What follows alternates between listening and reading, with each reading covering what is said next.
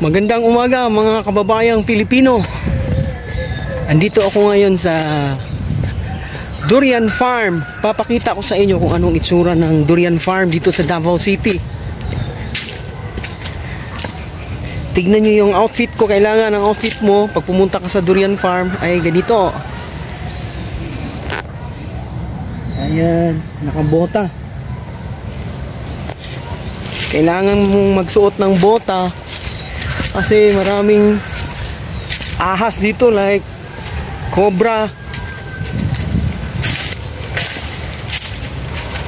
at iba pang mga klaseng ahas. Kaya mag-ingat ka rin sa mga hinahakbangan mo. Baka mamaya mahakbangan mo yung cobra. So andito ako ngayon sa gitna ng Durian Farm. Mag 360 tayo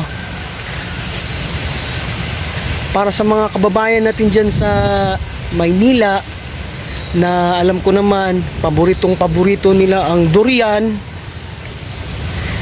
kasi masarap ang durian at mabango. Ito yung itsura ng Durian Farm. Ito yung mga durian.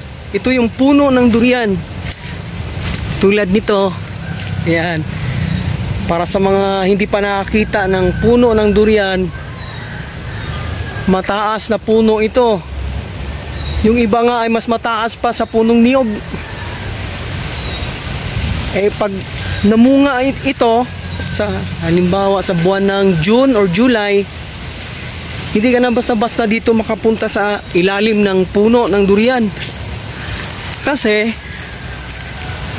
mahulugan ka ng durian. Ayan. Yan yung mga puno ng durian. Ito yung itsura.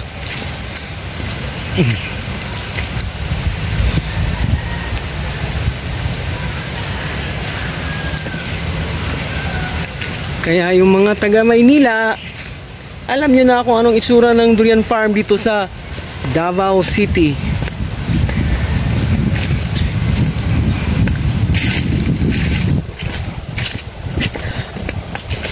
Ayan. Yung iba nito masyadong matataas.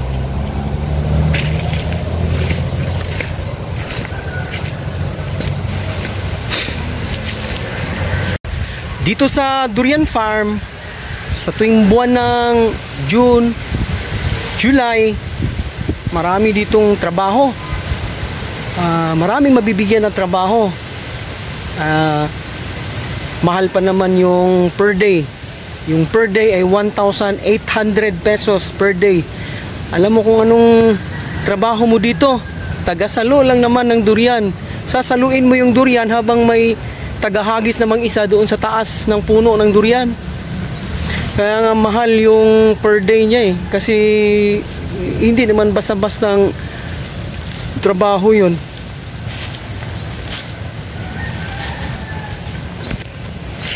Dito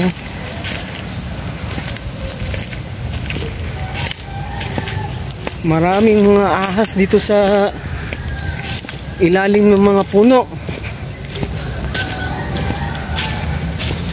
Eh may ahas nga sa loob ng bahay. Yung mismong kapamilya mo may mga ahas. Dito pa kaya na masukal?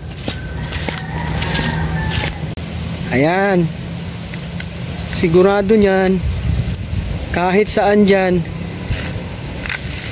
pumasok ka dyan, siguradong masusurprise ka dyan sa biglang may mga ahas na madaanan mo.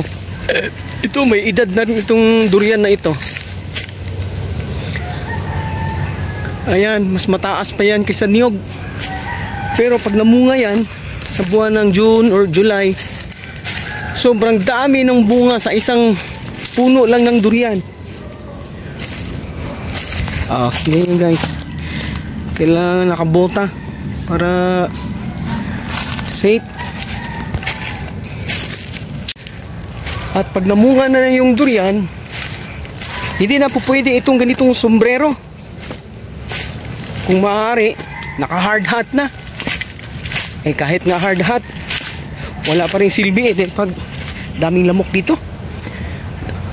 Dahil pag nahulugan ka ng durian, eh basag din yung hard hat. Kasi sa laki ba naman ng durian. Saka maraming variety ng durian. Kaya yung mga taga Maynila dyan, alam nyo na kung anong itsura ng durian farm dito sa Davao City.